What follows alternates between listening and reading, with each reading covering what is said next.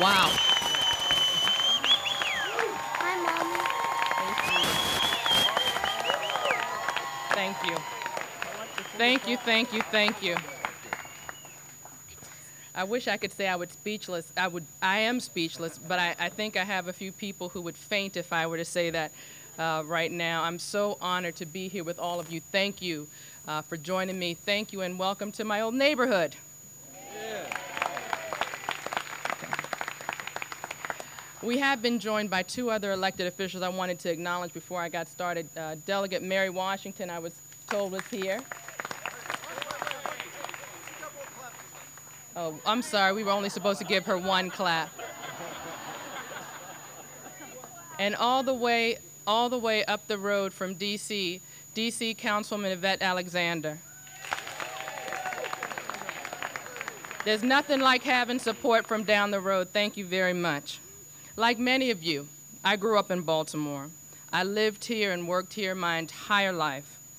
This is our hometown. First, I'd like to thank my family. To my mom, many of you know her for her work as a pediatrician in the community. She's still seeing patients. Just joking, Mommy, I know that you're not. She's still consulting. Is that? She's a pediatrician, but you wouldn't believe how many of my friends are 40 and over. They're still asking me to call her for advice. I want to thank my husband, Kent, and my daughter, Sophia.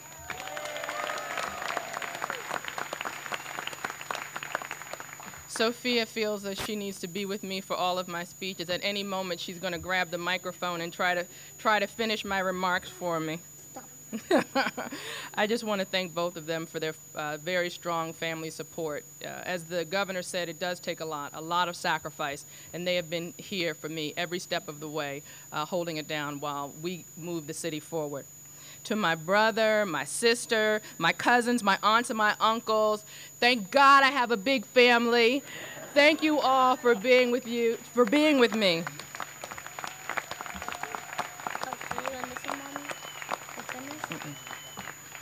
And to my father, who is sadly, only here with us in spirit. I cannot tell you what it meant to me, and I know so many of you, to have him as a role model of what it means to truly, truly be a public servant for all of those years. I know he would be proud, not just of me, but our entire city, if he could be here with us today.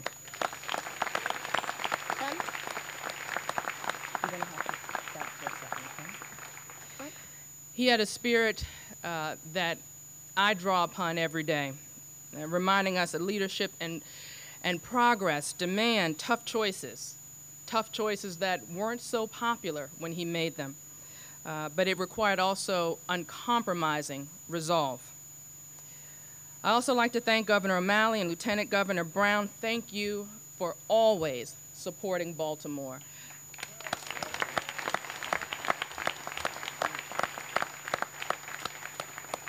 Both of you understand that Baltimore's future is Maryland's future. That's right. You understand that city and state divided only means failure and excuses. Thank you for your partnership. Thank you for working with me as we work together to move Baltimore forward and to make our city and our state stronger.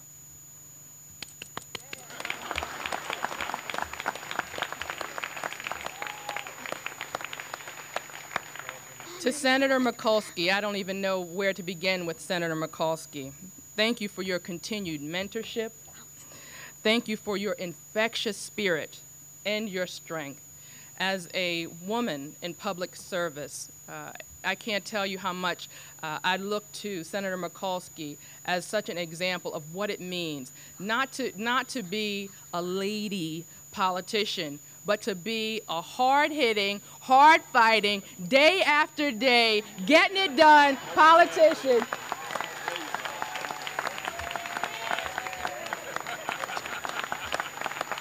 Look, and together we're making a flag today, right? Yeah, absolutely. Congressman Cummings, I can't say enough. I thank you for your support as well. You are fighting in Washington on behalf of the people of Baltimore every single day, and at a time when Republicans are cutting programs that are so vital to America's cities. Your leadership, we need your leadership and your strength more than ever. I can't tell you.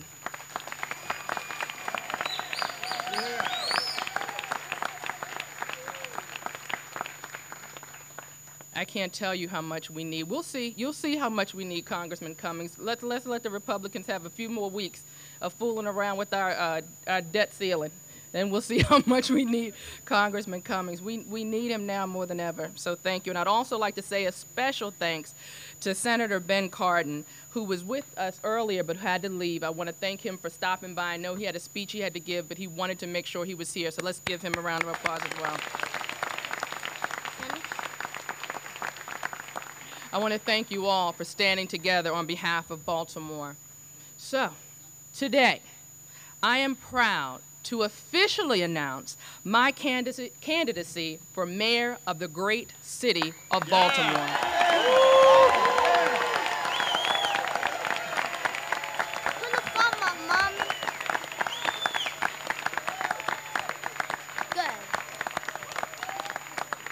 Thank you. We are here together because we know what we want for Baltimore. Better schools and safer streets for families, and stronger neighborhoods to encourage new investment and job growth. We are here together because we want real progress, not empty promises.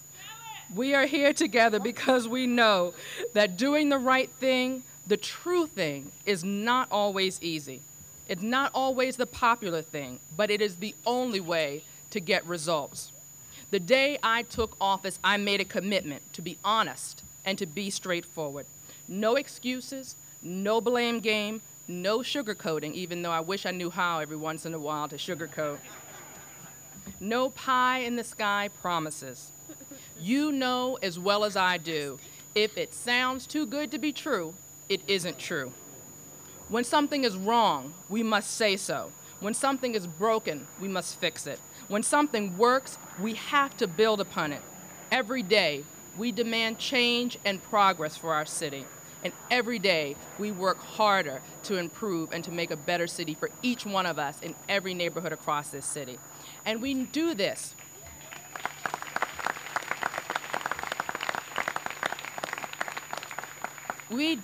knowing that the hard truth and the hard work are the only things that ever worked. 18 months ago, we faced the worst budget deficit in history, a nearly bankrupt pension system, and an urgent need to restore trust in city government.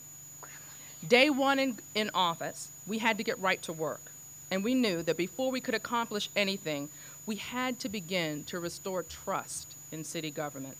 So the first bill I signed as mayor delivered the biggest change to our ethics laws in decades, creating a more independent ethics board, closing loopholes, and mandating tougher ethics training for all city employees.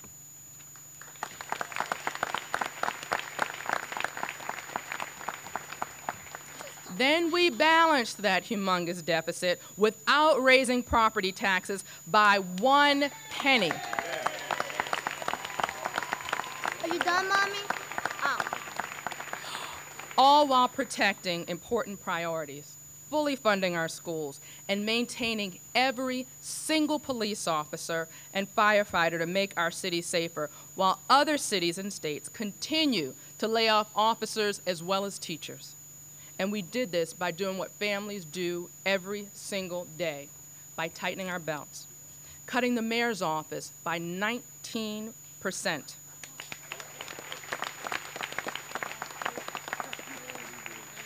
We took action to fix the pension mess, securing a dignified retirement for police and firefighters while saving the taxpayers $800 million over 10 years.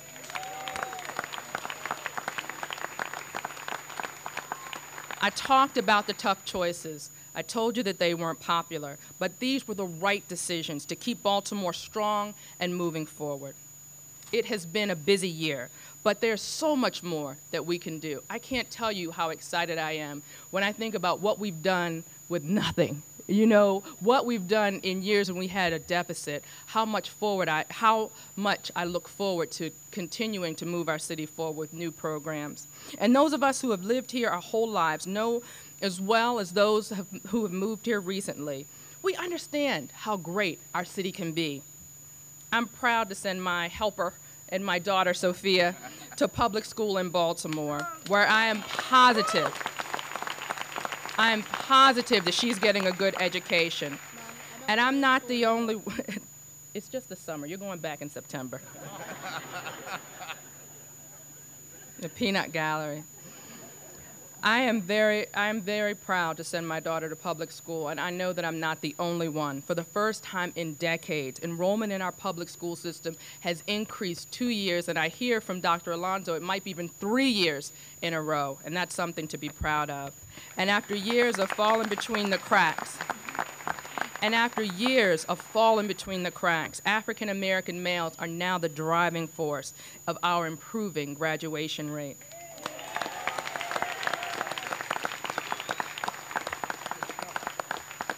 None of this would be possible without leaders willing to do difficult things.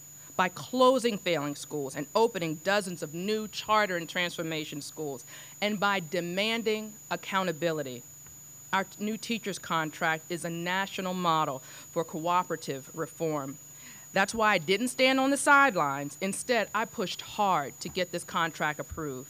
It strengthens accountability, it rewards success, and it's attracting the best and the brightest with better pay for our teachers. New teacher applications have doubled for next year.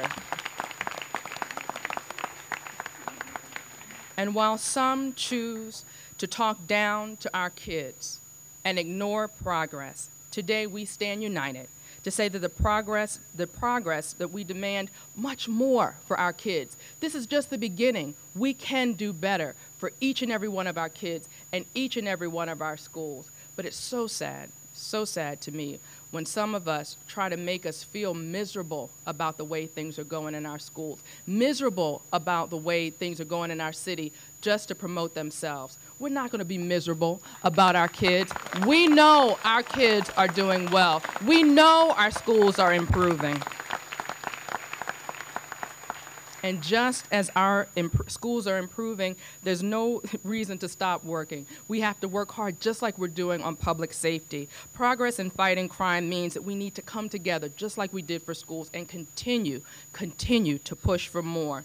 Last year, homicides reached their lowest level since 1985 when William Donald Schaefer was mayor. Overall gun crime is down 16%. That means 498 fewer victims of gun crime than in 2009. Mommy. 1 second, sweetie. There's 4 more on count. Thank you. These are not numbers. These are not numbers. These are people's family members. These are somebody's brother, somebody's father, somebody's cousin, somebody's sister, somebody's mother. That's why this work is important. We need to redouble our focus on getting violent offenders off the streets with real sentences for gun crime. And we will follow through with an aggressive plan to hire 300 new police officers this year.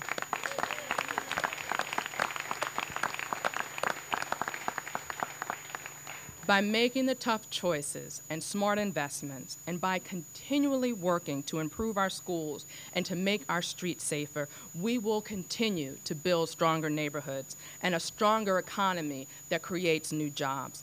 We will build a city that turns vacants to value and where skilled workers can compete in the global market.